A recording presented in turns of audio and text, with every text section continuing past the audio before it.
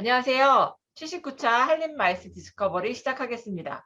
오늘은 작년부터 저희가 되게 고민하고 있는 주제 중에 하나입니다. 52시간제가 적용이 되면서 이 52시간제를 우리 마이스 산업에서 어떻게 적용을 할 것이고 이 부분에 있어서의 어떤 해결 방안들은 무엇이 있을까라는 주제를 갖고 두 분의 연사를 모셨습니다.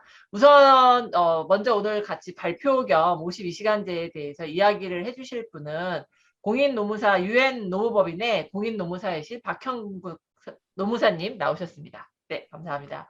그리고 지금 PC협회에서 이 52시간제와 관련돼서 다양한 지원제도라고 얘기하기 조금 그런 것 같은데 어떻게 잘 해결할 수 있을까? 이런 부분들에 대해서 활동을 하고 계셔서 한국 PC협회의 진선미 사무국장님 나오셨습니다. 안녕하세요. 네, 감사합니다. 그래서 우선은 저희가 이 52시간제 사실 우리 업종에 계시는 분들은 이게 적용이 되는 부분에 있어서 대표들한테는 사실 되게 큰 되게 어려운 과제처럼 지금 다가오고 있기 때문에 어떻게 좀 현명하게 풀 수 있을 것인가 하는 궁금증이 많을 것 같아요. 그래서 그런 내용에 대해서 노무사님께서 먼저 조금 발표 겸 설명을 해주시면 감사하겠습니다. 네. 화면 공유하셔갖고 이야기 해주시면 네. 네, 잘 보입니다. 공유됐죠? 네. 감사합니다. 예, 그러면은 제가 한 30여 분 동안 우리 마이스 업계 주 52시간제 도입 실태 그리고 우리 산업의 성장과 발전을 위해서 어떤 것들이 좀 보완되고 개선돼야 되는지 또 업계 차원에서는 어떠한 작업들을 진행해야 되는지 제가 그동안 업계들을 좀 많이 만나면서 뭐 재작년부터 노무관리 실태들을 좀 조사해서 그걸 모아보기도 했고 매뉴얼로도 좀 만들어 보기도 했고 또 뭐 적지 않은 기업을 대상으로 현재 뭐 컨설팅도 좀 하고 있어서 거기서 직접 보고 접한 내용들을 가지고 함께 공유하도록 하겠습니다. 예, 그러면 준비된 화면을 가지고 제가 설명을 드릴 텐데요. 첫 번째는 먼저 주 52시간제 도입 관련 환경 분석에 대해서 제가 한 4페이지 정도로 말씀을 드릴 건데요. 첫 번째 말씀은 일단 가장 핵심적인 주 52시간제라는 것이 연장 근로를 우리가 기준 시간을 일주 40시간으로 하고 연장 근로를 12시간까지만 시킬 수 있게 되어 있는 게 노동법상 근로시간의 기본 체계인데요. 그동안에는 휴일 근로가 되면 그거는 연장 근로 12시간에 포함이 되지 않기 때문에 휴일 근로는 거기에 추가해서 더 일을 시킬 수 있다라고 되어 있었습니다. 그래서 여기 파란색으로 되어 있는 지금 화면에 제일 그 밑에 부분을 보면 최대 68시간까지 그러니까 기준 근로 40시간에 연장 근로 12시간을 평일에 다 한다고 보면 평일에 52시간이 가능하고 토요일, 일요일을 전부 휴일로 규정하게 되면 그 휴일에 근로하는 것은 연장 근로가 아니니까 다시 16시간이 더 늘어날 수 있는 그래서 최대 68시간까지 가능했던 것이 기존의 틀이었는데요. 이것이 이제 2019년, 2020년 이렇게 되면서부터 단계적으로 적용되긴 했습니다만은 이제 휴일 근로를 연장 근로 12시간 제한에 포함을 시켜버리니까 아무리 많이 시켜도 52시간밖에 시킬 수 없는 기준 근로 40시간에 연장 근로 12시간 이런 아주 큰 제약이 이제 생긴 게 주 52시간제라고 이제 보실 수 있겠죠. 예. 그래서 그동안 많은 기업들은 이제 최대 근로를 시킬 수 있는 시간에 대해서 그렇게 크게 걱정을 하지 않았던 그런 상황에서 이제 직접적으로 노동력을 활용할 시간이 대폭 줄어드는 그런 상황 변화가 왔습니다. 주 52시간제는 또 다른 중요한 의미들을 갖는 것들이 같이 포함이 되어 있는데요. 중요한 것은 그동안 공무원에게만 인정되어 왔던 관공서의 공휴일을 법정 휴일로 일반 민간 기업에도 이제 적용하게 되었다는 것이 또 다른 큰 변화입니다. 법정 휴일로 적용되기 시작했다는 것은 이제 그날에 일을 시키지 말라는 의미이고, 그러면 노동력 활용하는 것이 줄어들 수밖에 없고, 만약에 일을 시키게 되면 이제 휴일 근로 가산 수당이 지급되어야 하고, 그동안 이 관공서 공휴일이 법정 휴일이 아니었기 때문에 이제 소규모의 많은 기업에서는 이 관공서의 공휴일에 쉬면서 그 부담을 줄이기 위해서 뭐 연차 휴가라든가 이런 것들로 대체가 되도록 해왔던 회사들도 적지 않게 있는데, 이제 이게 법정 휴일이 되면 그런 대체 등의 효력도 다 상실하기 때문에 순전히 기업의 부담으로 작용하는 이런 부분입니다. 그래서 노동력을 활용할 수 있는 시간 자체가 절대적으로 줄어들었다는 것과 함께 노동력을 활용함에 따른 비용 부담이 추가되는 그런 환경 변화가 있다. 이렇게 이제 보시면 될 것 같고요. 작년에 이제 고용노동부가 근로감독 계획을 발표하면서 주 52시간제 관련된 적용 여부, 법 위반 여부에 대해서 직접적으로 지도 감독을 아주 철저하게 하겠다 이렇게 이제 발표를 했는데요. 다행히도 제도 시행 초기라는 점을 감안해서 300명 이상 근로자를 보유하고 있는 사업장 위주로 지도 점검이 나갔습니다. 그래서 제가 자문하고 있는 많은 업체들 중에서도 특히 300인 이상 업체는 대기업이죠. 네, 대기업들이 이 근로시간과 관련된 지도 점검이 작년에 상당히 많이 나왔습니다. 그렇다면 이제 올해는 어떻게 될까요? 올해는 당연히 300명 미만의 사업장, 소규모 사업장 중심으로 근로감독을 나가게 될 것입니다. 고용노동부 2022년 업무 보고에 보면 1월 중으로 올해 1월 중으로 근로감독 계획을 종합적으로 준비해서 이제 2월부터 본격적으로 사업장 지도 점검을 하겠다라고 하는 부분들이 이제 보도가 된 바가 있는데요. 거기에 이제 그 주 52시간제로 근로시간이 줄다 보니까 소규모 사업장은 좀 어려우니 일정 기간까지 다시 8시간을 더 추가로 근로시킬 수 있도록 한 특례 조항이 있었습니다. 그래서 30명 미만 사업장의 경우에는 이제 근로자 대표와 서면 합의를 하면 52시간에다가 8시간까지 더 더해서 60시간이 가능해 왔었거든요. 그런데 이제 그 30명 미만 사업장이 8시간 추가 근로가 가능한 시기도 여기 오른쪽 표에 보시면 올해 말까지만 이제 유효하게 되어 있습니다. 그래서 온전하게 이제 올해 말이 되면 이런 특례를 적용하는 것조차도 되지 않기 때문에 이제 5명 이상의 사업장의 경우에 이제 뭐 더 이상 미루거나 늦출 수 있는 그런 상황이 아니겠죠. 그래서 다소간에 이제 작년에도 제가 이제 업체를 보면 우리는 아직은 좀 여유가 있습니다. 아직은 관공서 공휴일도 뭐 법정 휴일이 아니기도 하고 또 특례도 가능하고 막 이런 얘기로 조금 더 여유 있게 바라보신 분들이 계시는데, 이제 올해는 더 이상 미룰 수 있는 때가 아니다. 그리고 뭐 근로자 수가 30명 이상의 사업장은 뭐 이미 다 이전부터 적용되는 시점이라고 보셔야 되니까 이 환경 변화는 그렇게 가고 있다라고 이해하시면 되고요. 그다음에 이러한 법제도 개선 말고 우리를 어렵게 하는 가장 큰 요인 중에 하나는 포괄임금제에 대한 해석이 변경되었다는 것입니다. 이 포괄임금제는 그동안 사무직 종사자 또 전문직 종사자 등의 경우에는 근로시간을 산정하는 것이 좀 어렵다. 왜냐하면 자기 주도하에 자기의 관리하에 그리고 이제 지식과 두뇌를 발휘해서 업무를 하는 것이기 때문에 근로시간을 구체적으로 산정하는 게 어렵기 때문에 그런 업종에는 근로시간을 일일이 따지지 않겠다라고 했던 것이 이제 포괄임금제였었는데, 이것에 대해서 2017년부터 고용노동부는 그렇게 근로시간을 산정하기 어려운 직종이라고 볼 수 없다. 그래서 사무직이나 전문직들에 대해서도 근로시간을 일일이 따지는 것이 필요하다고 해서 사용자가 직원들의 근로시간을 직접적으로 관리해라. 그래서 출근 시간과 퇴근 시간이 어떻게 되는지 고용노동부에서 지도 점검이 나가면 그런 관리를 했다는 자료를 이제 보여야만 한다. 없다고 관리가 안 됐다고 근로시간을 알 수 없다라고 항변하는 것은 더 이상 통하지 않는다. 이렇게 이제 발표를 해버린 거예요. 그러다 보니까 이제 우리는 관리를 해야 됩니다. 그리고 근로시간이 굉장히 길기도 했고요. 변화도 많았고요. 거기다가 실질적으로 근로를 시킬 수 있는 절대적 시간은 줄어들었고요. 부담은 되고 있고요. 이런 상황이 됐으니 기존의 방식대로 우리의 업무를 수행하는 것은 더 이상 불가능한 그런 상황이 되었던 겁니다.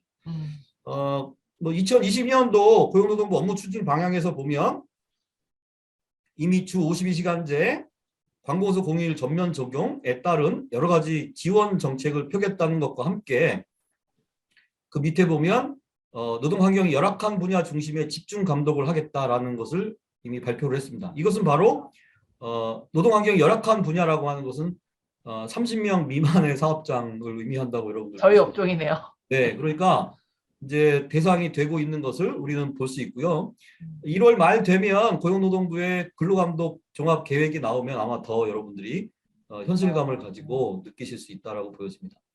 그래서 아무튼 고용노동부는 이제 요즘에 뭐 정치권에서 52시간제가 적당하니 안 하니 다양한 의견이 나오긴 하지만 기본적으로 진행하는 방향은 이 52시간제의 정착을 위한 여러 가지 정책을 압박수단을 강화할 수밖에 없는 상황임을 우리는 이해하고 여기에 적응하고 대응하고 또는 이것을 수동적으로 대응하는 것이 아니라 선제적으로 또는 앞서가는 변화의 흐름을 이끌어가는 그런 이제 대응이 필요하겠죠. 네, 그래서 이런 환경에서 그러면 기존에는 이제 포괄임금제를 통해서 일정 부분 항변이 되고 준비를 안 해도 되는 측면이 있었지만 이제는 안 되니 그러면 이런 52시간제로 제한하고 있는 환경, 관공서 공휴일이 다 유급휴일이 되는 환경을 기존의 경직적인 노동법상의 근로시간만을 가지고 우리 업계에 적용하는 것은 거의 불가능한 일입니다. 네. 왜냐하면 특정 주에 52시간이 넘어가는 것은 일상적으로 발생되는 일이고 네.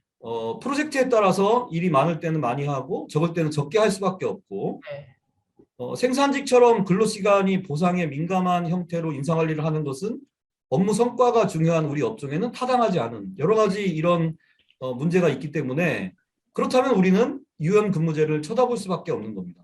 그래서 이제 우리에게 맞는 유연근무제가 무엇인지를 쳐다보기 위해서 유연근무제를 간단하게 이제 말씀을 드리도록 하겠습니다. 네. 유연근무제 중에 가장 대표적인 것은 탄력적 근로시간제입니다. 이것은 기본적으로는 뭐 3개월 이내 또는 6개월 이내에서 전체 기간을 평균해서 법정 기준 시간을 넘지 않으면 특정 일이나 특정 주에 근로시간이 기준 시간을 넘어가더라도 연장 근로로 보지 않는 제도입니다. 그러니까 노동법의 경직적인 기준 근로시간을 변화시키는 제도이기 때문에 당연히 유연근무제에 해당하지요. 그래서 3개월 이내 또는 6개월 이내라고 하는 단위 기간이 우리 업종에 상당히 매력적입니다. 네. 상당히 넓은 기간 동안 유연하게 근무제도를 운영할 수 있기 때문에 이거를 한번 살펴보는 게 필요하지 않나라고 접근하실 수가 있는데 그런데 불행하게도 탄력적 근로시간제의 기본 접근 관점은 근무시간의 설계가 사용자에게 있다는 것입니다. 근로자에게 재량이 있는 것이 아니라 3개월 단위 또는 6개월 단위의 근무시간 설계를 회사가 해야 된다는 것이거든요. 물론 미리 3개월의 근무시간이 미리 모든 게 다 세팅이 되거나 6개월의 근무시간이 모두 다 세팅이 사전에 다 돼야 된다고는 보지 않아도 됩니다. 일부분 변경의 가능성을 줄 수 있기 때문에 변화될 수는 있으나 어찌됐건 근로시간의 결정과 세팅에 대한 권한이 사용자에게 있기 때문에 우리 뭐 행사 기획 업무를 담당하는 직원들이 상당히 재량을 가지고 본인의 재량에 따라서 업무가 수행된다는 측면을 봤을 때 사용자가 이러한 근무 시간을 예측해서 세팅한다는 것이 부적절한 부분이 있습니다. 또한 탄력적 근로시간제의 또 한 가지 한계는 뭐냐면 사용자에 의해서 근무 시간이 세팅되기 때문에 너무 큰 변화를 주게 되는 것은 근로자에게 불이익이 될 수 있다고 해서 연장 근로가 아닌 걸로 볼 수 있는 주 단위의 최대 근로 시간을 52시간으로 제한을 해놓고 있기 때문에 그러면 아무리 많이 시키더라도 52시간과 연장 근로 12시간을 합쳐서 이 탄력적 근로시간제 하에서는 주에 근무를 할 수 있는 최대 근무 시간은 64시간으로 제한된다는 것입니다. 그러니까 기본이 될 수 있는 52시간에 12시간을 다시 연장까지 한다고 보면 제한이 64시간밖에 안 되는데요. 제가 그동안 뭐 실태 조사도 하고 컨설팅도 많이 하고 업계들을 많이 만나보면 프로젝트가 진행되는 시기에는 네. 64시간을 넘어가는 경우도 적지 않게 있습니다. 그렇죠. 맞아요. 네, 그래서 64시간 내에서 업무가 이루어진다면 모르겠지만 그렇지 않다면 이 제도를 적용하는 것은 우리 업종하고는 좀 맞지 않다. 예, 이렇게 제가 판단을 할 수 있고요. 선택적 근로시간제라는 게 있습니다. 이것은 업무의 시작과 종료 시각을 근로자에게 맡기는 것입니다. 그동안 우리의 노동 형태는 사용자가 근로시간을 정하고 근로자는 사용자가 정한 근로시간에 맞추어서 자신의 노동력을 제공하는 것이 일반적이었습니다. 네. 그러나 4차 산업혁명 시기에는 이제 그러한 사용자의 일반적인 근로시간 선택과 결정의 모습은 변화될 수 있는 가능성이 대단히 많습니다. 그래서 근로자가 근로시간을 결정하는 이러한 제도를 우리가 쳐다보는 것이 중요하고 특히 우리 업종 같은 경우는 직원들의 업무가 재량에 의해서 진행되는 게 굉장히 많다고 보면 성격상으로는 적합한 그런 제도라고 볼 수 있는데요. 다만 안타까운 것은 선택적 근로시간제에서의 평균을 내는 단위 기간은 1개월 이내로 제한되고 있다. 아까 탄력적은 3개월과 6개월까지도 확대되는 것이 가능하지만 선택적 근로시간제는 1개월 범위 내에서 제한돼 있다. 그 내에서 평균을 맞춰야 된다라고 하는 부분이 가장 우리에게 지금 아픈 부분이거든요. 근데 최근에는 요 밑에 보시면 선택적 근로시간제 단위 기간을 3개월까지 확대한 이런 법 개정도 일부 있었는데요. 이 선택적 근로시간제는 1개월 단위의 선택적 근로시간제는 업종을 제한하지 않습니다. 어느 업종이든 선택적 근로시간제를 해도 무방한데요. 근데 이 3개월까지 확대된 선택적 근로시간제는 신상품 또는 신기술의 연구 개발이라고 하는 이 업무에 한해서만 인정하는 것으로 근로기준법이 개정되다 보니 이게 이제 여기에 우리가 지금은 포함되지 않는다고 해석을 하거든요. 네, 그래서 현재 우리는 이 선택적 근로시간제가 가장 적합하지만 1개월 이내에서 해야 되는 어려움이 좀 있고 그래서 제가 컨설팅을 할 때는 어찌 됐건 이러한 1개월 범위 내에서 법위반이 생기지 않게끔 설계를 하고 세팅을 하는 쪽으로 지금은 진행해 드리고 있지만 조금 더 장기적으로는 3개월 정도까지 확대가 된다면 우리 업계에서는 보다 원활하게 이 유연근무제를 업종 특성에 맞게 해볼 수 있다고 보여집니다. 고용노동부 그 유연근로시간제 가이드에 보면 이 선택적 근로시간제가 적합한 업무와 관련해서 소프트웨어 개발, 사무관리, 연구, 디자인, 설계, 관리감독, 전문직 등이라고 표현을 하고 있습니다. 이 중에 연구라든지 디자인, 전문직 이런 업무들은 재량 근로제에 해당되는 업종이기도 합니다. 업무이기도 합니다. 그래서 재량 근로제에 해당하는 업무들을 이와 같이 선택적 근로시간제도 자신의 재량에 의해서 결정할 수 있는 거기 때문에 이 부분도 같이 적용할 수 있는 것이죠. 이 선택적 근무시간제는 근로자에게 선택권을 주지만 회사도 나름대로의 그 재량권을 가질 수 있는데요. 그것은 뭐냐면 의무 근로시간대를 운영하는 것입니다. 그러니까 반드시 뭐 오전 10시부터 오후 3시까지는 반드시 근무하는 시간이다라고 하는 코어타임 근무시간대를 운영한다면 사용자로서도 일부분 재량을 갖는 근로시간을 만들어가면서 직원이 또 재량을 갖는 근로시간을 운영할 수 있는 그런 제도이기도 하죠. 제가 볼 때는 미래에 가장 좀 필요하고 적합한 유연근무 제도이기는 합니다. 예, 근데 아직까지는 우리나라에서 정착이 안 되니까 단위 기간도 좀 적게 있게 되어 있는 거죠. 그 다음에 이제 재량근로제가 있습니다. 이것도 우리 행사기획 업무가 나름대로 재량에 의해서 업무를 한다라고 보면 상당히 적용 가능한 업무로 봐야 되지 않느냐 이런 생각을 가질 수 있는데요. 현행법상으로는 재량근로 대상 업무를 시행령에서 구체적으로 기재를 하고 있습니다. 아까 말씀드렸던 선택적 근로시간제 3개월까지 확대된 분야에서의 신상품 신기술 연구개발 업무가 재량근로제로 들어있고요. 그 다음에 우리 왜 그 정부 연구기관들 있지 않습니까? 인문사회과학연구기관 또는 자연과학 연구 분야에서의 연구 업무 이런 것들은 이제 연구하시는 분들은 예를 들면 뭐 실험을 막 하려면 밤새도록 실험하고 밤을 새우면서 테스트하고 그 다음날 되면 이제 들어가서 자야 되고 이렇게 연구하는 사람의 재량이 있으니까요.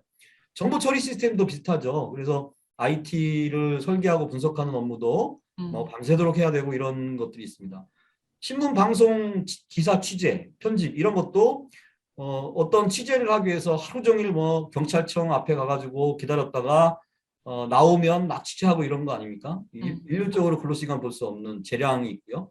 의복, 실내 장식, 광고 등의 디자인 고안 업무, 영화 프로듀서, 감독 업무, 기타 이제 뭐 전문가들, 네, 그다음에 금융사의 애널리스트들 뭐 이런 분들이 최근에 이제 추가가 돼서 재량 근로가 이루어지고 있습니다. 이것은 선택적 근로시간제보다 훨씬 더 근로자에게 재량이 부여되어야 하는 거기 때문에 근로시간에 대한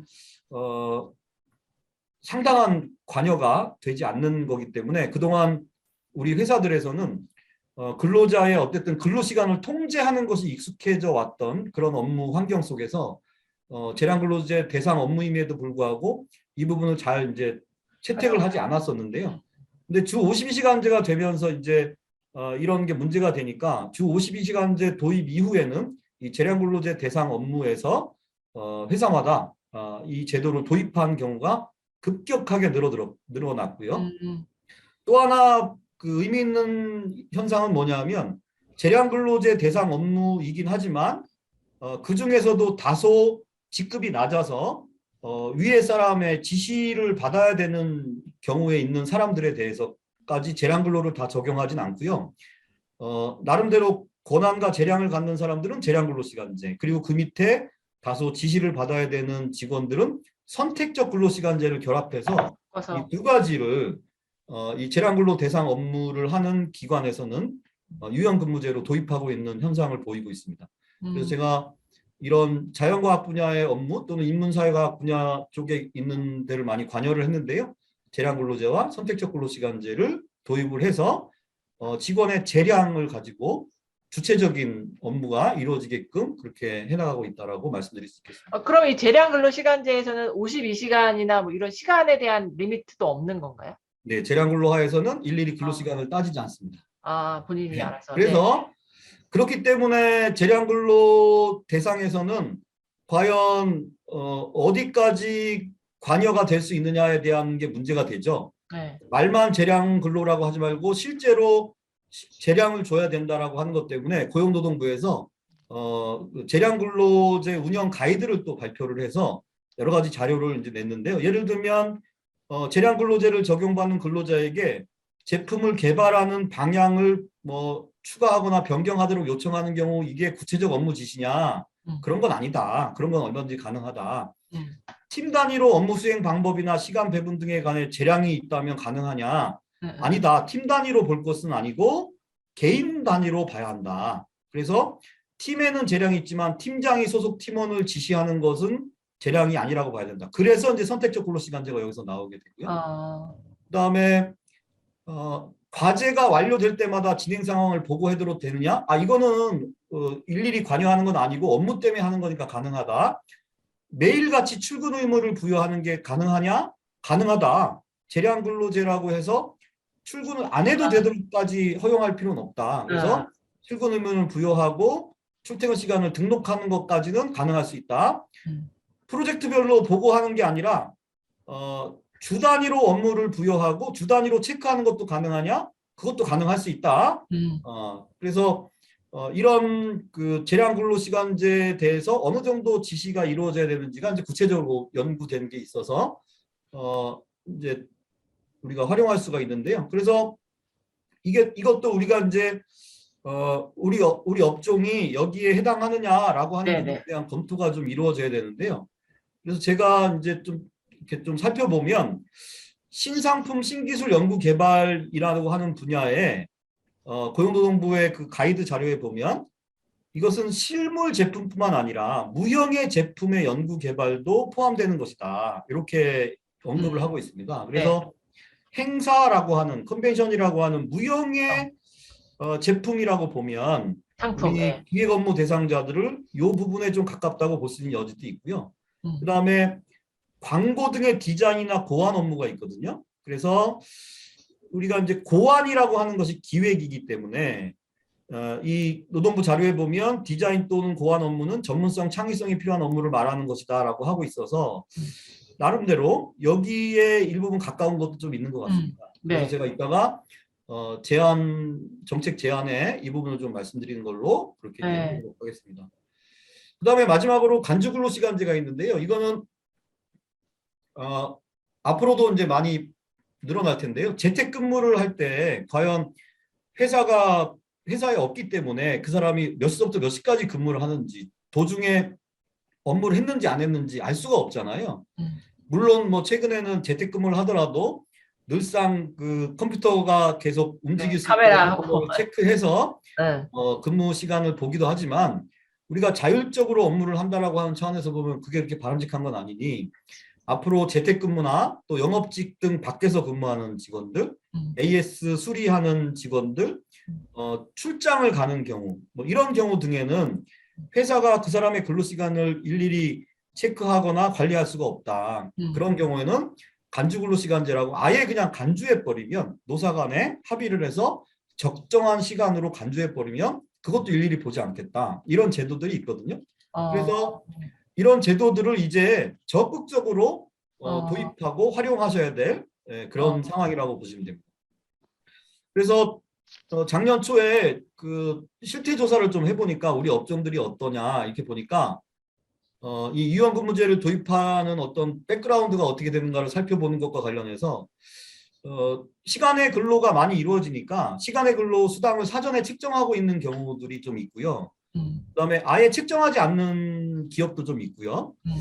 사후적으로 시간의 수당을 주는 기업들이 있는데 사후적으로 주는 기업은 제가 또 컨설팅하면서 만나보면 그렇게 많지는 않은 것 같아요. 그래서 우리 업종은 사전에 고정 시간의 수당을 책정하거나 또는 책정하지 않더라도 시간의 수당을 별도로 주는 것들은 많지는 않은 것 같습니다. 네, 그게 우리 업계의 특성입니다. 그 업무 자체가 근로시간에 민감하면 안 되기 때문에 그런 것 같아요. 네. 그다음에 이제 휴일에 행사를 진행하게 되면 휴일 근로라고 볼 수도 있는데 그 휴일 근로는 또 일반적인 기업에서는 휴일 수당을 줄 거 아니에요? 근데 우리 업계에서는 휴일 수당을 주지 않고 대휴를 부여하는 것이 관행입니다. 그래서 행사 때문에 고생했으니 다른 날 쉬어라라고 대휴를 부여하는 거죠. 이것도 역시 마찬가지로 우리 업계는 이런 근로시간과 초과 수당의 지급이 민감한 것이 안 맞는 그런 특성들이 좀 있는 것 같습니다. 휴가를 사용하지 않으면 일반 생산 기업에서는 수당으로만 주는데요. 우리는 거의 수당으로 주지 않습니다. 사용하게 하고요. 만약에 못 사용했으면 2월에서라도 사용하게 하는 이런 특징들이 보여집니다. 그래서 이런 걸 보면서 우리는 근로시간에 민감한 그런 노무관리나 인사관리는 타당하지 않은 게 안에 있구나라는 걸 알 수 있고요. 근무시간은 제한 단계, 준비 단계, 실행 단계로 해서 대체로 근무시간이 50시간을 넘어가는 경우들이 상당수 비중이 있는 것 같습니다. 예, 그래서 그것은 실행 기간일수록 더욱더 심해지는 것 같고요. 예, 그래서 이제 제한 준비, 실행 단계마다 근로시간이 다르긴 한데 대체로 긴 경우가 많고요.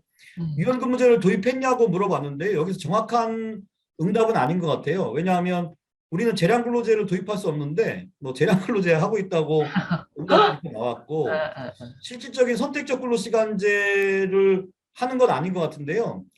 그 시차 출퇴근제는 좀 하는 것 같아요. 그러니까 늦게 나오고 늦게 퇴근하고 일찍 나오고 일찍 퇴근하는 거는 있는데 그거를 이제 선택적 근로시간제로 응답을 좀 하신 것 같아요. 근데 우리가 얘기하는 선택적 근로시간 그게 아니라 굉장히 파격적인 그런 유연근무제거든요. 그래서 작년에 이렇게 결과가 나와서 보고를 드리긴 했지만 유연근무제의 도입은 현재 이렇게 많지는 않다. 예, 이렇게 보실 수 있고요. 그다음에 이제 제가 직접적으로 다수의 기업을 컨설팅하면서 이 설문조사와 달리 좀 발견한 공통적인 특성들을 한번 보면 고정 시간의 수당을 책정하고 있는 회사의 유형이 많이 다릅니다. 그래서 어떤 회사는 연장 근로를 최대로 거의 책정해 놓는 그런 회사가 있고요. 어떤 회사는 시간의 수당을 거의 책정하지 않은 그런 회사들이 있습니다. 아, 그래서 이게 이제 많이 회사마다 좀 다른 것으로 나타나고 있고요. 사후적으로 시간의 수당을 지급하는 회사들은 극히 일부인 것 같습니다. 음, 예. 그리고 아까 말씀드렸듯이 행사 진행에 대해서는 수당이 아닌 대체 유무를 부여하는 것이 관행이고요. 소정 근로 시간은 일일 8시간 주 5일로 운영하고요. 굉장히 의미 있는 그런 회사들이 있는데요. 일부 회사에서는 이 소정 근로 시간 자체를 더 줄여서 직원들의 근무 시간을 좀 더 짧게 가져가려고 노력하는 회사도 발견되고 있고 굉장히 의미 있는 시사점들이 나오는 경우가 있었습니다. 근로시간은 주 52시간을 초과하는 주가 많았고요. 특히 성수기와 비수기가 구분되는 회사들이 굉장히 많았습니다. 그래서 상반기가 이제 제한 단계로서 좀 비수기 성격이 좀 있고요. 한 12월 가면 이제 비수기로 좀 들어가는 것 같고요. 하반기가 성수기로서 네.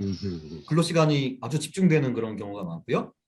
관공서 공휴일은 대체로 쉬는 것 같습니다. 대체로 쉬어왔고요. 일부 그 관공서 공휴일을 아까 말씀드렸듯이 연차휴가로 대체하고 있던 회사도 있는데 이제 올해부터 이게 안 되죠. 네네. 좀 되고요.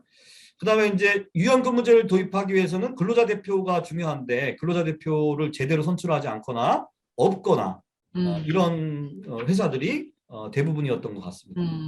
예, 그래서 이걸 갖고 이제 평가를 해보면 우리는 기획 업무 수행자들은 기본적으로 창의적이고 전문적인 업무를 중심으로 하는 사람들인 건 맞다. 그런데 우리는 이 직원들이 일부 단순 업무까지 포괄해서 하고 있는 것도 발견되고 있다. 예. 그래서 이게 이제 재량에 들어가야 되느냐 말아야 되느냐의 그렇죠. 예, 경계선에 있는 것 같고요. 재량을 가지고 업무를 수행하는 경향이 강하기 때문에 보상이라는 것이 근로시간에 사후적으로 연계되는 것은 부적절한 업종인 것 같습니다. 그리고 근로시간의 변경이 심하기 때문에 사전에 이것을 예측하는 것이 어렵고 그렇다면 탄력적 근로시간제의 적용도 쉽지 않다라고 보이고요. 행사가 집중될 때는 근로시간이 장시간이 되는 건 불가피하기 때문에 우리 업종은 유연근무제의 적용 그리고 그게 충분한 유연근무제의 활용이 될 수 있는 법제도 개선 이런 것이 필요할 것 같고요. 그러나 행사가 집중될 때라고 하더라도 특정일에 늦게까지 새벽까지 근무했다면 다음 날 늦게 나와도 되기는 할 것 같습니다. 그런데 네. 현재 소정 근로 시간을 뭐 9시간에서 6시간으로 운영하니까 다음 날 새벽까지 근무하고 무조건 다음 날 9시에는 일단 출근을 해야 되는 거잖아요. 근데 그렇게 하지 않아도 성수기에도 그렇게 하지 않아도 될 가능성이 좀 보여집니다. 그래서 그렇다면 선택적 근로시간제가 활용될 가능성이 더욱 있다. 그리고 성수기와 비수기를 나누어서 근로시간을 비수기 때는 대폭 줄이는 것이 또 가능한 그런 업종이기도 하고요. 전반적으로 연간 평균을 내면 근로시간을 적정 수준에서 운영할 수 있는 업종이다. 이렇게 이제 평가가 되어집니다.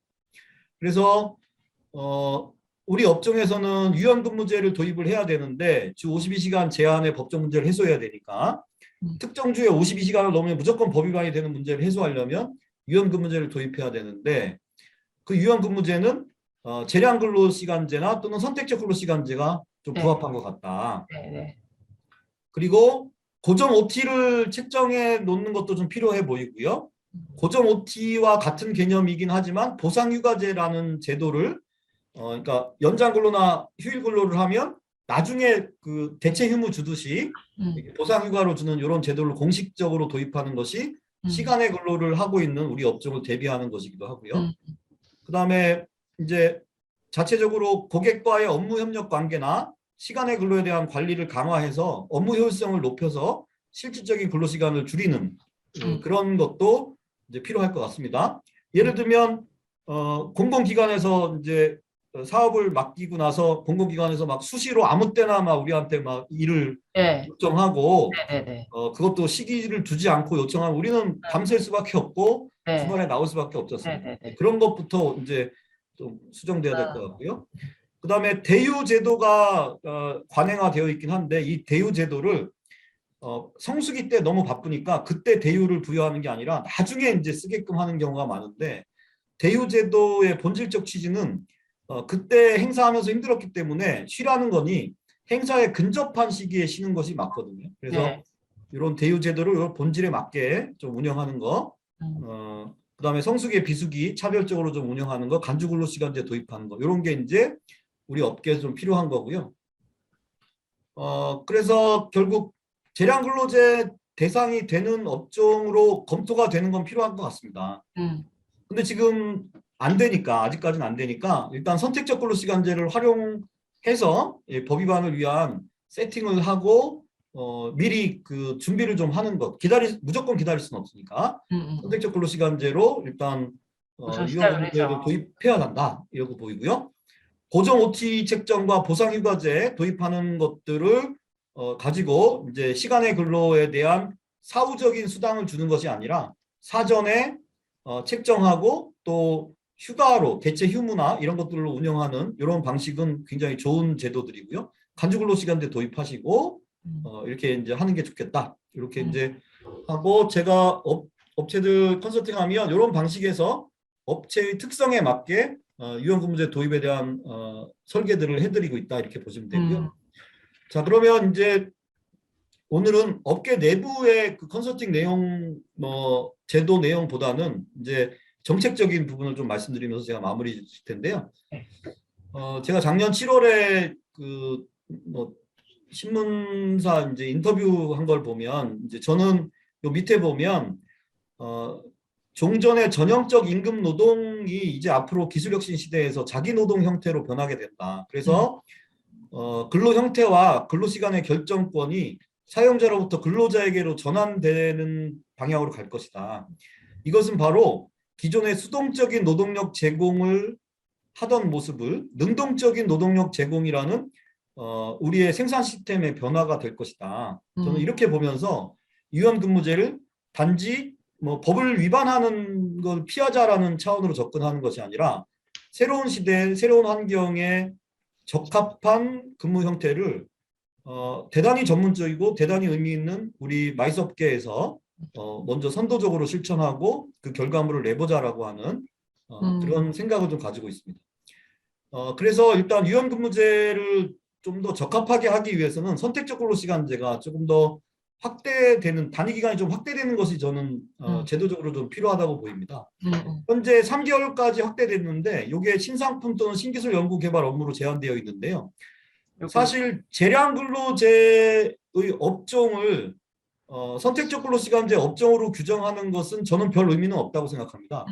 저는 일반적인 근로시간제를 적용하는 건 맞지 않고, 또 재량근로에 들어가기가 약간 곤란한 업무들이 있다면 그걸 3개월 이내로 되는 업무로 규정하는 것이 오히려 더 맞다고 보여지거든요. 그래서 아까 고용노동부의 그 업무와 관련해서 보면 소프트웨어 개발, 사무관리 업무 이런 것들이 이제 선택적 근로시간제 적합하다고 했는데 그중에 연구나 디자인, 설계 전문직 이거는 이제 재량근로 쪽인데 사무관리 쪽은 재량근로가 아니거든요. 그러면 이 중에서 이제 행사 기획과 관련된 경우는 나름대로 3개월 이내 선택적 근로시간제가 적용되는 업무다, 이렇게 해주는 것이 전반적인 틀을 봤을 땐 좀 타당할 것 같다라고 보여집니다. 네, 그래서 앞으로 우리가 정책적 과제로 보면 선택적 근로시간제 3개월 확대 대상에 우리 행사기획업, 들어가죠. 기획업이 포함되도록 하는 것이 좋겠다. 네. 그다음에 재량근로 대상은 아까 말씀드렸듯이 신기술, 신상품 연구 개발에 무형의 제품의 연구 개발이 있기 때문에 이 부분에 대한 해석을 좀 더 폭넓게 행사기획 업무까지 포함시켜야 될 것 같고요. 우리가 NCS 직무기술서들이 있는데 네네네. NCS 직무기술서도 우리 협회에서 만들고 이게 공급이 되고 이랬지만 이런 거에 조금 더 부합하게 보완 발전시키는 것도 필요해 보이고요. 근데 요거보다 더 좀 가까운 거는 제가 볼 때는 요 4호입니다. 의복, 실내장식, 공업제품, 광고 등의 디자인 또는 고안 업무인데 여기에 이 광고 등의 디자인 고안 업무에 굉장히 가까운 것 같아요. 그래서 네네네. 이 근로기준법 시행령 31조 4호를 개정을 해서 의복, 실내장식, 공업제품, 광고, 행사 기획 등의 디자인 또는 고안 업무로 이렇게 가는 것이 저는 맞을 것 같습니다. 성격상. 예, 그래서 요거를 그 적극적으로 제안하시는 것이 네. 우리 업계에 맞겠다. 네. 이렇게 보여지고요. 그래서 그 NCS 관련된 직무기술서나 이런 걸 제가 좀 찾아보니까 우리가 대분류의 이용 숙박 여행 오락 스포츠 쪽에 들어가 있어요. 네. 네. 컨벤션 기획 업무가. 그래서 중분류는 관광 레저거든요. 네. 그러니까 우리 컨벤션 기획 업무가 단순한 관광 레저가 아니라 대단히 컨텐츠와 기획과 연구와 가까운 그런 직무임에도 불구하고 그 분류가 이렇게 되니 이 분류 자체가 변경돼야 된다. 선택적 근로시간제 확대 또는 재량 근로제하고 연결되는 게 좀 어려운 장애 요인이 되는 것 같습니다. 아, 그래서 제가 문화 예술 디자인 방송 쪽을 한번 보니까 거기도 문화 콘텐츠가 있고요. 문화 네. 콘텐츠 기획 업무가 있습니다. 네. 네. 그리고 거기에 직무기술서를 들어가 보면 대부분 조사, 분석, 연구 이렇게 되어 있습니다. 네. 네. 네. 그러니 조사, 저희랑 분석, 연구로 비슷하죠. 되어 있으니 무형의 상품 제품을 개발. 개발하는 거죠. 네. 고안하는 거죠. 예, 네. 그러니까 이런 영역들은 이제 가까워지는 거거든요. 그래서 나름대로 어느 영역으로 갈 것인지, 어느 영역에 분포를 시킬 것인지도 같이 병합이 돼서 음. 우리가 검토가 돼야 될 음. 그런 거 아니겠느냐 그런 생각이 듭니다. 그래서 결론 말씀드리면 우리가 환경 변화가 절대적인 노동력 활용 가능 시간이 줄어들었고요. 사용자의 근로시간 관리 책임이 부과되었고 이제 관리를 잘못하면 처벌과 또 엄청난 부담으로 이어지는 환경이 됐습니다. 그래서 이 부분에 대해서 적극적으로 움직여야 될 것이지만 단지 수동적인 대응이 아니라 우리 이번 기회를 통해서 우리 업종과 산업이 보다 전문성을 갖출 수 있어야 되고 또 시장에서 그 가치를 인정받아야 되는 측면으로 우리가 고민을 해야 될 것이고 그 전문성을 높이는 방법이 뭐 교육이나 이런 것만을 통해서 전문성을 높이는 것이 아니라 근로시간의 시스템이 어떻게 되느냐 이 자체로도 그 전문성을 높이는 방법이라고 보여집니다.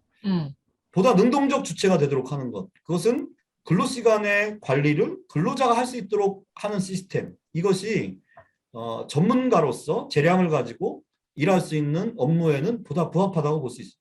그래서 그런 차원에서 나름대로 선택적 근로시간제 또 재량 근로제 이런 부분들을 미래를 대비하는 그런 제도로서 우리가 유연근무제를 고민하고 관리 방안을 수립하는 이런 식으로 앞으로 더 만들어 가셨으면 좋겠고요. 더 이상 늦출 수 있는 상황 아니고 네. 주 52시간제는 우리한테는 안 맞아 이렇게 얘기하면서 회피할 문제도 아니라는 생각을 가지고 모두 이 부분에 대해서 효율적으로 변화를 이끌어 나가시길 바랍니다. 이상으로 제가 발표 마치겠습니다. 네, 감사합니다. 감사합니다. 네, 우선 시간이 많이 흘렀으니까 요 제도와 관련해서 PCO 협회에서는 어떻게 그 지원이라든지 제도를 어떤 방향으로 가져가실 고민을 하고 계시는지 진선미 국장님께 먼저 좀 이야기 들어보도록 하겠습니다. 네, 일단은 박형 노무사님 발표를 잘 들었고요. 앞서 그 노무사님도 초반에 말씀을 하셨지만 지금 발표하신 이런 내용들이 저희가 20년도에 노무관리 실태조사를 통해서 이제 노무관리 매뉴얼을 만들었고 또 이제 여러 가지 말씀 주신 그런 정책적이라든지 제도 개선을 또 같이 하면서 어떤 환경 변화를 이제 일으키기 위해서는 사실 많은 우리 업종의 사례와 자료가 중요했기 때문에 저희가 이제 작년에는 맞춤형 이제 어떤 그 컨설팅을 진행을 했고 또 이제 그 컨설팅을 통해서 이제 심층 인터뷰들을 하고 들여다 보니 이런 자료들이 수집이 돼서 또 오늘 그 노무사님이 발표까지 가능하게 된 거거든요. 그래서 협회에서는 어쨌든 이제 그 말씀드렸던 것처럼 이런 지원 제도들로 컨설팅이라든지 이런 관련된 뭐 매뉴얼을 만든다거나 실제로 이제 기업들에게 해줄 수 있는 그런 문서들을 만들어서 활용하게 하는 부분이 지원 사업 중에 하나가 있고 이제 또 이러한 것들을 잘 적용하기 위한 교육이나 이제 홍보 측면에서 내일 이제 설명회가 있을 예정인데 이런 설명회라든지 업계 간담회도 진행을 하고 있고요. 그리고 이제 좀 더 이제 확대돼서 제도 개선이라든지 어떤 환경 개선의 차원에서는 이제 그 말씀하신 것처럼 뭐 선택근로나 이제 재량근로, 선택근로 이제 그 3개월로 연장하는 부분이라든지 재량근로 가능한 업종으로 이제 사실 이것도 병행해서 지속적으로 저희가 의견 제안을 해오고 있었는데 여기에는 이제 그 말미에 그 농사님 말씀하신 것처럼 우리 전체의 어떤 산업 구조라든지 분류상의 이런 그 문제들 때문에 재량근로 가능한 업종으로 가기에 아직 자료가 부족하다라는 이제 뭐 문체부를 포함한 정부의 의견들이 있어서 저희가 그거를 이제 업계가 이런 성격이다라는 것들을 자료를 더 모아야 되는 것도 중요하고 그 아까 이제 NCS를 사례로 들기는 하셨는데 이제 또 한 가지 저희가 업종에 그 알고 계시는 것처럼 표준 산업 분류 코드상 이제 그 우리 업종이 전문 과학 및 기술 서비스의 그 기타 사업 지원 서비스의 세세 분류의 7599이 코드로 되어 있다 보니까 우리는 이제 일반적으로 사업을 지원하는 서비스고 이것을 대행하는 업종으로 분류가 되는 거예요. 그래서 이제 사실 그 전 코드의 기준으로 봤을 때 그 N의 코드에 해당하는 부분이 사실 전문 서비스업인데 그래서 이제 저는 장기적으로는 이런 전문 과학 및 기술 서비스업의 카테고리에 들어가야 하나 이것 역시 이제 그 유엔의 그 아이직이라고 하는 인터내셔널 코드를 기준으로 이 체계가 되어 있다 보니까 이제 지금 이제 안 그래도 의견 수렴 기간이어서 저희가 이제 의견 제안을 하려고는 하지만 이제 굉장히 이제 그 여러 가지 산업 분류를 바꾸는 데는 굉장히 어려움이 따른다. 그리고 이제 또 하나 재량근로 가능한 업종 중에 이제 마지막에 뭐 기타 이제 장관이 지정하는 업무에 보면 이제 부탁받아서 이제 하는 그럼 이제 우리가 전문 서비스라기보다는 이제 대행업에 좀 이제 치중을 해서 그런 업무기 때문에 어렵다는 논리로 가야 되는 또 그분들이 있기 때문에 이거는 우리가 어떻게 또 자료를 만들어내고 산업을 이제 어떻게 이제 인정받느냐에 따라서 조금 달라질 수 있을 것 같습니다. 그럼에도 불구하고 우리가 이제 정해진 제도나 이제 틀 안에서 적용하기 위해서 다양한 이런 활동들을 협회는 계속 해나가려고 하고 올해는 사실 이제 문체부 사업이 아직 확정되지 않아서 제가 자료를 보여드리지는 못하겠지만 이런 컨설팅이라든지 계속 업계를 지원하는 사업들은 지속적으로 하려고 하고 그리고 이제 뭐 한 가지 잠깐 이제 사례에도 나왔던 것처럼 이러한 이제 근무를 이제 관리할 수 있는 좀 이렇게 통합적으로 관리할 수 있는 뭐 시스템을 개발한다든지 이런 부분들이 이제 업계가 공통으로 쓸 수 있는 부분이기 때문에 그런 것도 한번 사업 계획에 넣어보려고 하고 더 나아가서는 이런 이제 우리의 전문 서비스라든지 이런 대가를 제대로 이제 인정받기 위해 이제 서비스 대가를 마련하거나 전문성을 인정받을 수 있는 다양한 이런 기준들을 추가로 마련을 하고 이제 그와 동시에 이제 사실 생산성 이제 향상도 중요한 부분이기 때문에 맞아요. 말씀하신 것처럼 우리 이제 업의 과제는 근무 시간을 이제 대폭 줄여야 한다라는 가장 큰 과제가 있기 때문에 그런 측면에서 생산성을 향상시키기 위한 우리 업종의 이제 뭐 연구 용역 형태가 될 수도 있고 그런 부분들 어떤 이제 개선 사항들을 이제 계속 만들어내서 네, 그런 것들을 사업화해야 되지 않을까 생각하고 있습니다. 아, 네, 감사합니다. 그 피쇼협회가 해야 될 사업이 진짜 많을 것 같아요. 뭐 NCS의 분류 코드는 저희가 NCS 할 때도 조금 사실 이야기가 나왔던 부분이어서 그거부터 좀 아무튼 건드려 봐도 문화 콘텐츠 저희가 꼭 문화 콘텐츠도 문화체육관광부 산하고 관광도 문화체육관광부 산하니 그런 것부터 조금 빨리 건드려서 옮겨갈 수 있으면 저희한테 도움이 되지 않을까라는 생각을 우선 좀 해봅니다. 우선 제가 질문 드리기 전에 장화수 이사님이랑 뭐 김대희 대표님이랑 다 나오셨는데 우리 뭐 전민정 대표님도 오셨고 양은석 대표님도 계신데 질문이 있으실 것 같아요. 코멘트나. 장화수 이사님 먼저 예. 장화수 이사님은 질문보다는 코멘트를 하셔야 될 예, 맞습니다. 저 다 잘 알아요. 예. 네네. 네. 네, 새해 복 많이 받으십시오. 다름이 네, 아니라 네. 사실은 이제 교수님을 통해서 이제 주 52시간 기업의 대응과 관련돼서 한번 좀 참여를 좀 요청하셨는데 네. 사실 아직 저희들도 상당히 고민 중에 있는 과정에 있습니다. 이제 여러 가지 결정을 해야 될 시점도 있고 또 결정이라는 게 이제 주 52시간에 대한 시스템도 도입해야 되지만 그거에 따라서 맞게끔 노사 간의 합의도 좀 필요한 사항도 있고 또 거기에 따라서 재원 마련도 사실 좀 큰 이슈가 있습니다. 이런 부분들의 고민들이 있다 보니까 좀 난감한 부분들도 있고 저희들이 뭐 재원상 봤을 때 뭐 저희가 대략적으로 계산했을 때 연 한 3억 6천 정도의 추가적인 재원이 더 필요한 부분이 사실 좀 있었습니다. 그런 부분들이 있다 보니까 현실적으로 그게 고정비성 항목이다 보니까 이런 식으로 그 야근이라고라든지 시간의 수당을 풀로 계획을 잡으면서 일을 한다는 게 정말 맞는 것인가?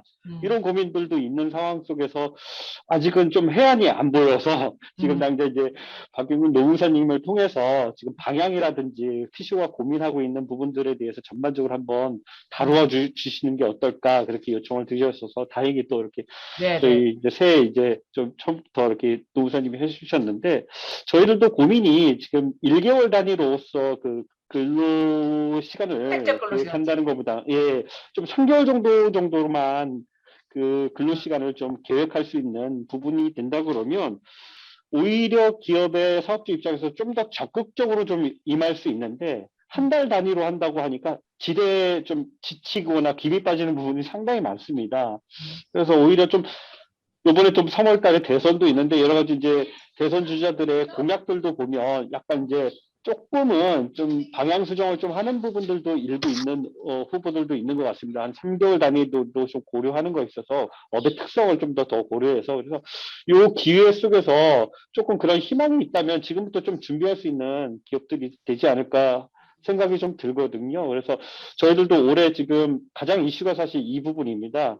그 52시간에 관련해서 이제 그 뭐 300인 미만의 기업들이나 특히 이제 저희들은 50인 미만의 기업들이다 보니까 이거를 빨리 대응하는 게 기업의 경쟁력인데 저희가 이제 여러 가지 구직 사이트라든지 뭐 잡플레인이나 이런 거 보면 저희들에 대한 업체뿐만 아니라 저희 업종에 대한 건 다 야근 얘기거든요. 맞습니다. 어떻게 그러니까 다 평균적으로 가장 안 좋은 얘기들이 다 그렇죠. 이 네. 시간이 많이 소요돼서 이제 영혼까지 갈아놓는다 이런 얘기가 네. 많이 나오는 부분을 사업주가 고민 안 하는 건 아니고 저희들도 또 간부로서 고민 안 하는 부분이 아니거든요. 근데 거기에 따라서 이 정책도 문화부라든지 저희들 소관 부처의 그 지원 사업도 좀 소프트 랜딩 할 수 있는 지원 사업이 시스템 도입도 필요하거든요. 이제 예를 들어서 좀 더 샷다운이라든지 또 한 달 단위나 3개월 단위로 근무를 조정할 수 있는 시스템을 마련하는 거라든지 그런 부분에 대한 어떤 뭐 PC 오프제라든지 그렇게 좀 자동적으로 왜냐하면 근로자가 이제 자기가 근로 시간을 체크를 해야 되는 부분이 있다 보니까 그런 거에 대해서 좀 시스템을 도입할 수 있는 부분에 지원 사업을 좀 해준다든지 그런 부분들이 좀 필요할 것 같고요. 또 매년 들어가는 일정 정도에 대한 그 시간의 수당들을 조금 어떤 다른 방법으로 조금 더 보존을 해서 점점 소프트 랜딩 할 수 있는 그런 부분으로 간다는 부분이라면 기업들이 좀 적극적으로 좀 참여할 것 같거든요. 그러니까 1차 사원업, 1차 작년에 PCO 협회를 통해서 그 뭐랄까 컨설팅시 사업으로 끝났다면 이제 매달이라든지 매년 좀 그 52시간 관련해서 너무 컨설팅뿐만 아니라 컨설팅에서 계속적으로 좀 지원할 수 있는 자문을 받고 할 수 있는 그런 부분의 지원 사업까지도 계속 이렇게 좀 이어나갔으면 하는 부분들이 기업이 가장 원하는 부분들입니다. 그래서 그런 부분에서 학계나 또 아니면 기업이나 또 협회에서 목소리를 좀 내주셨으면 좋겠다는 생각이 듭니다. 네, 감사하고요. 네. 새해 복 많이 받으십시오. 네, 감사합니다. 감사합니다. 또 다른 분 혹시 우리 뭐 전민정 대표나 양은석 대표님도 질문 있으실까요? 없으신가요? 네. 없으신가요? 그러면 제가 우선은 저희 산업에 그 요새 이제 긱 이코노미라고 얘기하잖아요. 프리랜서들 같이 움직이고 막 이렇게 되는 이런 움직임도 사실 좀 있지 않나요? 친구들이 나가서 이제 그렇게 될 경우에 이제는 정규직 고용이 사실은 오히려 더 없어져 버리고 그렇게 다 프리랜서 같이 돼갖고 파견 같이 이렇게 되면 그런 프리랜서들은 여기에 적용을 받나요? 예, 뭐 현행법상으로 프리랜서는 근로자가 아니니까요. 네. 그러니까 그 적용이 좀 안 되고요. 앞으로 노동 형태가 지금 교수님 말씀하셨듯이 그런 프리랜서 형태가 전문적인 업무를 하는 영역에서는 굉장히 많이 늘어날 거거든요. 네네. 그래서 그런 자율성을 갖는 부분은 이제 재량 근로제보다 더 자유를 갖는 업무 네네네. 형태이기 때문에 네.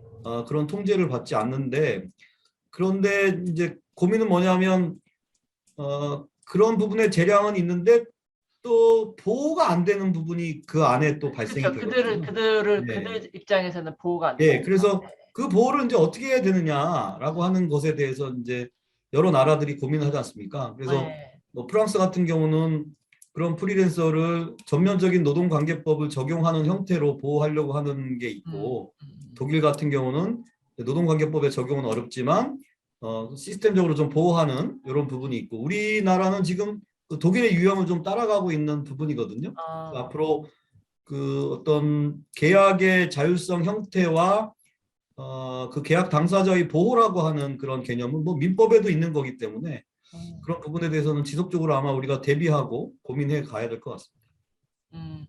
그 아까 이제 선택적 근로제하고 재량 근로시간제 그 부분에 있어서 현재 이제 재량 근무는 일정 수준의 뭐라 그럴까 뭐 마스터나 팀장 정도 돼야지 가능한 거고 밑에서 이제 지시를 받아서 일을 해야 되는 친구들이 선택할 수 있는 거는 선택적 근로시간제가 네, 맞습니다. 가능하다라고 주신 거죠. 제가 그렇다면 그 애널리스트들이 이제 새로 생겼거든요. 옛날에는 아니었다가 그래서 그 부분을 제가 이제 설계를 해줬는데 네. 그 애널리스트들하고 같이 이제 근무하는 친구들 중에 이제 그 RA들이 있거든요. 그 어시스트하는 네. 리서치 어시스트들이 있는데 네. 하는 일은 비슷하긴 한데 그 소위 이제 팀장급의 지시를 받아야 되는 이런 거라 뭐 업무로 보면 뭐 무리하게 밀어붙이면 그 사람들까지 다 재량 근로 대상이라고 합의할 수도 있는데 그렇게 하지 않고 그분들은 선택적 근로시간제로 갖고 그다음 연구기관에도 마찬가지입니다. 연구기관에서도 선임급, 책임급 막 이렇게 나눠지지 않습니까? 네네네. 그러면 이제 그 책임급 이상은 재량 근로로 갔고 선임급은 이제 선택적 근로로 가고 이렇게 해서 그것들이 균형을 찾아가는 거죠. 완전한 재량을 완전한 재량을 부여하는 것이 조직에서도 안 좋을 수 있거든요. 예, 그래서 그런 부분에 조화점을 찾아가는 것 같습니다. 저 양은석 대표님이 네 질문 있으신 것 같아요. 네. 예, 안녕하세요. 들리시죠? 네, 잘 들립니다. 예, 새해 복 많이 받으십시오.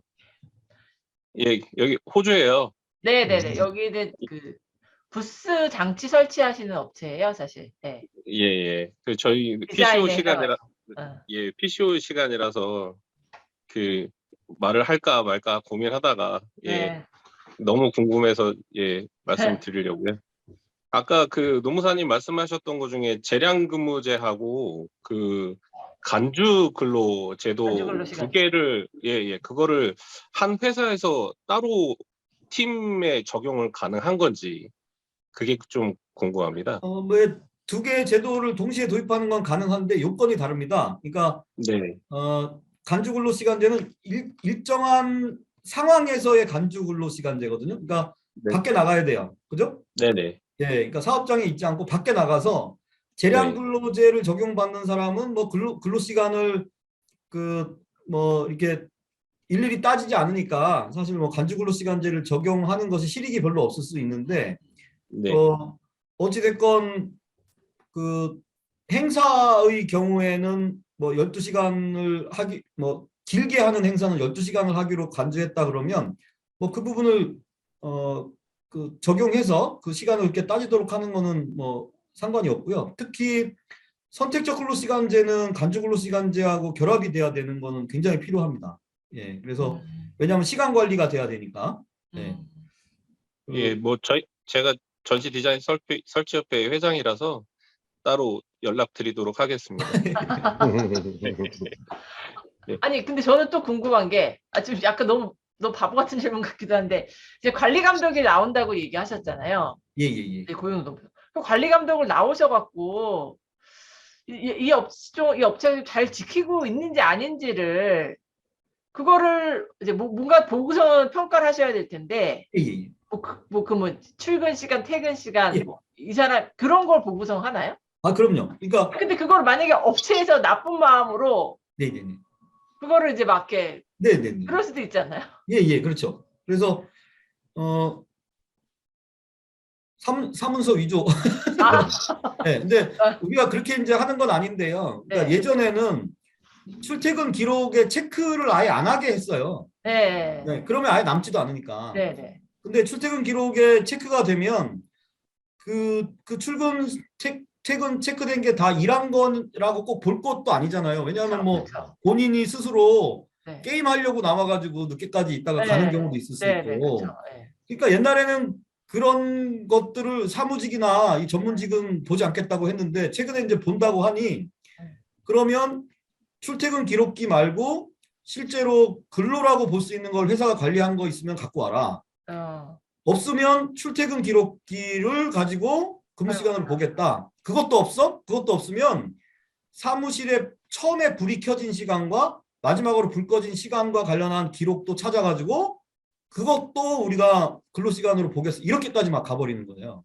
그래서 옛날에는 근로시간 관리 자료가 없으면 야 관리 자료 없으니까 이거는 뭐 더 조사는 안 할게 이랬던 이제 고용노동부가 태도가 달라져서 관리를 안 했으면은 남아있는 어떤 거라도 잡아가지고 분석을 하겠다. 막 이렇게까지 지금 강하게 나오거든요. 그래서 관리를 해야 됩니다.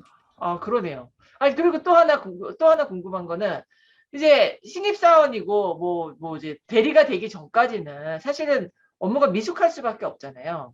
그럼 이 친구한테 야 이런 보고서 좀 보고 이거 좀 너 좀 연구 더 좀 보고 이것도 좀 보고 사례는 참고해라고 이제 해요. 그럼 얘가 이제 그거를 뭐 아주 막 똑똑 스마트하고 해서 막 빨리 착 다 흡수해갖고 다음번에 바로 제안서를 딱 쓸 수 있으면 좋겠지만 이제 또 저희가 또 하나하나 가르쳐야 되는데 이것도 다 업무 시간에 들어가는 건가요?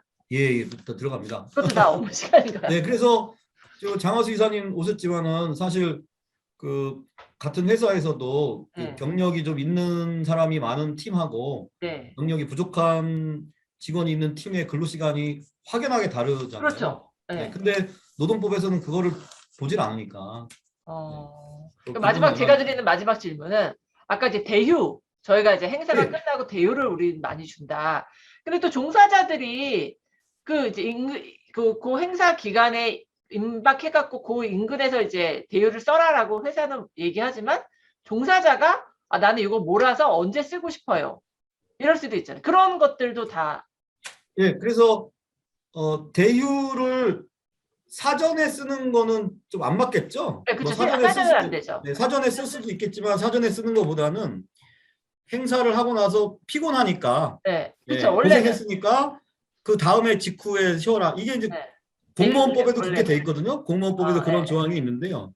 독일 같은 경우는 14일 이내에 무조건 휴일 근로를 하면 14일 이내에 대휴를 주게 돼 있어요. 법으로. 네. 네, 그런 취지를 보면 근접해서 쉬어야 되는데 근접해서 쉬게 하는 첫 번째 취지는 뭐냐면 그러면 단위 기간의 근로 시간이 줄어드는 거죠. 네. 그죠? 네, 네. 예. 그래서 시간을 맞출 수 있게. 시간에 맞출 수 있는 장점이 있는 거예요. 이거를 나중에 쓰면 그때가 거기는 시간이 늘어나니까 못 맞추는 네. 거죠. 네. 그래서 피로를 푸는 것도 도움이 되고 시간에 맞추는 것도 도움되니까 그쪽으로 해라.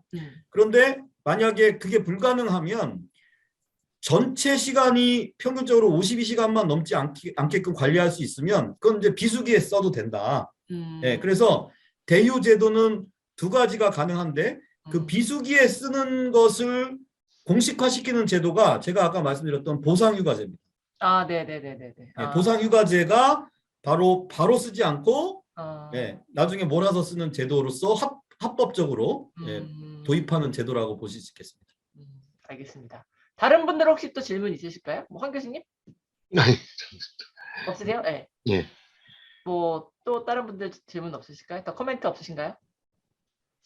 아, 알겠습니다. 이게 진짜 저는 그 작년까지만 해도 컨설팅 받으면 사실 좀 이제 컨설팅 받은 걸로 안 지켜도 조금 이렇게 유예할 수 있다 이런 이야기 듣고 그랬어갖고 약간 남의 일 같이 느꼈었던 부분인데 지금 오늘 지금 노무사님 이야기를 들어보니까 당장 뭐 완전히 다 바뀐 상황이고 이제 내년부터는 이제 뭐 완전히 뭐 모든 기업에서 다 진짜 속된 말로 빼박할 수밖에 없는 상황이 된 거여서 이게 모두가 좀 숙지를 하고 그 과정 중에 협회에서 좀 많이 이렇게 노력을 해주셔갖고 저희가 진짜 선택적 근로시간제를 3개월까지 조금 유연하게 늘릴 수 있는 그런 부분들 NCS에서라도 좀 바꿔서 이런 것들이 적용될 수 재량 근로 시간제 이런 게 적용될 수 있게끔 변화가 있으면 좋겠다라는 생각이 드는 부분입니다.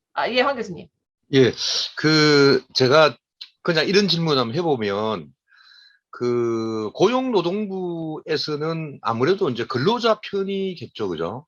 근로자 편인데, 우리 사용자나 또는 우리 산업으로 보면, 생산성 제고라 해서 역량 강화, 그래서 우리의 경쟁 상대라는 게, 물론 이들이 있으면 좋겠지만은, 우리 다른 업종하고도 경쟁이고, 앞으로는 글로벌하게 경쟁을 해야 되는데, 우리 업종에 또는 우리 기업의 역량 강화라는 차원에서 고용노동부에서는 생각하는 게 따로 없습니까? 그냥 노동자를 위해서 우리가 생각해야 되는 것 같아요. 주 52시간 보장해야 된다. 어떻게 하든 간에 원칙적으로 그것만 얘기하지 사업주가 또는 기업이 죽든 살든 그거는 우리하고는 관계없다. 그거는 산업부나 문화부가 알아서 해라. 이런 식인가요? 한번 노무자님 한번. 예, 노동부하고 같이 일하는 직업을 갖고 있는 사람으로서 노동부의 관점을 좀 대변해 보면, 예. 우리가 좋은 사회, 제가 이제 우리 한국이 일본을 앞지르고 있다라는 얘기를 많이 하는데, 좋은 사회가 되는 것은 인권을 소중히 할 줄 아는 사회인 것 같아요. 예. 인권을 소중히 할 줄 아는 사회가 왜 좋은 사회가 될 수밖에 없냐면, 인권의 속성에는 자기 자신만을 생각하는 것이 아니라 다른 사람의 인권을 생각해야 되는 상호작용성이 있다고 합니다. 따라서 인권을 생각하는 나라는 근로자를 보호하면서도 기업을 생각해야 하고, 또 비정규직을 생각하면서 정규직도 생각해야 하고, 이런 균형점을 찾아가는 사고 방식들과 가치를 가질 수밖에 없다고 생각이 됩니다. 노동부의 정책은 기본적으로 약자인 근로자의 인권을 생각하겠다는 것이고요. 그러면서도 그런 인권을 보호하는 과정에서 생길 수 있는 기업의 어려움도 분명히 고려를 하고 있고, 그 인권의 보호가 결국에는 직원의 전문성 개발과 역량 강화로 이어져야 된다는 생각도 물론 그 바탕에 깔려 있습니다. 다만 그것이 이제 보여지기에는 인권을 보호한다는 것이 강조가 되고, 그것이 이제 앞에 서니까 다른 집단과 다른 개인의 인권이 소홀해진다라고 하는 그런 느낌을 받게 되고, 실제로 정책을 집행하는 사람들도 그 부분에 대한 충분한 깊이 있는 이해를 하지 못하면 소홀할 수 있습니다. 예, 소홀할 수 있는데요. 노동부가 나름대로 중요한 부처로서의 사회에 기여를 할 수 있는 가치는 우리 사회의 기본적인 중요한 경제 주체로서의 약자인 근로자의 인권을 보호하고자 노력하고, 그것이 결국에는 기업과 국가 전반, 국민 전반에 긍정적인 결과물을 낳아야 한다라는 그런 방향성이 있는 겁니다. 그래서 이 52시간제가 기업에 어렵긴 하지만 근무 시간이 짧아진 것만큼 생산성 향상이 분명히 늘어야 하고, 이 생산성 향상을 늘리기 위한 고용노동부 차원 또는 정부 차원의 노력도 굉장히 중요하다고 저는 생각합니다. 교수님 말씀에 전적으로 동의하면서, 예, 제가 어떤 다른 가치 판단은 좀 차치하고, 지금 우리 고용노동부에 또 우리 정부의 주 52시간 이걸로 인해서 우리 사회에, 특히 우리 젊은 사회에 던지는 어떤 시그널 효과는 대단히 크거든요. 예. 그러니까 과거하고는 지금 판이하게 다르게 지금, 그러니까 내가 다른 어떤 간접적인 얘기가 아니고, 지금 우리나라의 많은 제도는 우리 저 양호스텝에 나와 있지만은 기업하는 사람들을 되게 힘들어하게 하고 있는 여러 가지 제도를 지금 안 그래도 고민할 게 되게 많은데, 만약에 지금 우리 노무사님 말씀대로 이렇게 지키려면 온갖 걸 생각 다 해야 되는 거예요. 그러니까 정작 중요한 게 아니고 이 근로자들의 고용 이거 맞추는데 엄청 물론 그거 자체가 하나의 우리 저 직원을 위한 거겠지만은, 그래서 그런 것들이 기업인으로 하여금 기업가 정신은 물론이고 기업을 하는 거가 무슨 도움이 될 것인가. 그 다음에 또 나아가서 지금 젊은 층들, 이게 이제 지금 근로자뿐만 아니고 지금 우리 대학생들 앞으로 우리 사회에 진입하려는 사람들한테 충분한 시그널이 되고 있거든요. 주 52시간이야. 우리는 딱 정해진 시간만 하면 돼. 물론 유능한 사람이면 충분하죠. 근데 그렇지 않으면 교육도 해야 돼 여러 가지 기타 등등이 있는데 좀 나는 그런 문제들에 대해서 너무 고용노동부가 조금 그러니까 자꾸 이제 우리 일반 사회에서는 탁상행론이다, 탁상행제 이런 얘기 나오는 것 아닐까라는 뭐 그런 얘기를 좀 해보고 싶네요. 네, 교수님 말씀하신 것도 사실 이제 한편에서 분명히 있는 이야기이고, 이제 그런 부분에서 아까 노무사님이 마지막에 말씀해 주신 생산성 향상을 우리가 어떻게 끌어낼 것인가. 그게 이제 중요한 문제겠죠. 이제 회사를 이끄시는 분들은 저들이 하여금 이게 모르겠어요. 이제 뭐 재량근무제가 됐던 뭐 이런 이제 이런 다양한 유연한 근무 환경이 됐을 때 과연 내가 보이지 않는 곳에서도 그만큼의 생산성을 지금 내고 있느냐. 저희 그 검증을 하기가 상당히 어려운 부분이기 때문에. 사실 이 친구는 유능하기 때문에 기획서 하나를 뭐 한 3-4시간 고민하면 얘는 뚝딱 만들어내는 애인데 다른 업계 평균을 봤더니 한 8시간 걸리더라. 얘 입장에서는 내가 굳이 이걸 3시간에 할 이유가 없는 거죠. 예. 그런 부분들, 이런 애는 어떻게 더 잘하게 할 것인지, 8시간 하는 애하고 어떻게 차별화를 가져갈 것인지, 8시간 하는 애에 맞춰서 우리가 회사를 운영할 수는 없는 거니까, 그래서 그런 부분들에 대해서는 앞으로 계속 깊은 고민이 필요하지 않을까라는 생각을 해보게 됩니다. 네. 네, 알겠습니다. 그러면, 예. 네.